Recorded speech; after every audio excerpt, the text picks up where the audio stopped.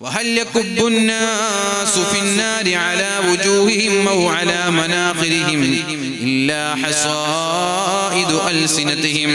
നാളെ ആരെങ്കിലും ഒരാൾ നരകത്തിലേക്ക് മൂക്ക് കുത്തി വീഴുമെങ്കിൽ, നാളെ ആരെങ്കിലും ഒരാൾ നരകത്തിലേക്ക് മൂക്ക് കുത്തി വീഴുമെങ്കിൽ അതിന്റെ പ്രധാനപ്പെട്ട കാരണം നാവായിരിക്കുമെന്ന് പരിശുദ്ധ റസൂലുള്ളാഹ്.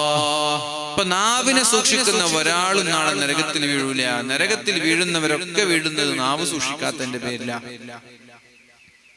ഞാൻ പറഞ്ഞില്ലേ, നാവിനെ സൂക്ഷിച്ച ചിലപ്പോൾ നിസ്കരിച്ചില്ലെങ്കിലും നാളെ രക്ഷപ്പെടും.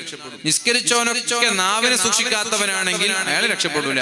എല്ലാ നിസ്കാരവും ഉണ്ട്, സമയത്ത് തന്നെ നിസ്കരിക്കുന്നുണ്ട്, ഹജ്ജുണ്ട്, നോമ്പുണ്ട്, സക്കാത്തുണ്ട്. പക്ഷെ നാവിനെ സൂക്ഷിക്കാത്തവനാണെങ്കിൽ അവന് രക്ഷപ്പെടുകയേ ഇല്ല. നേരെ മറിച്ച് നാവിനെ സൂക്ഷിക്കുന്ന ഒരാൾക്ക് അമലുകൾ കുറഞ്ഞു പോയാലും അയാൾ രക്ഷപ്പെടും.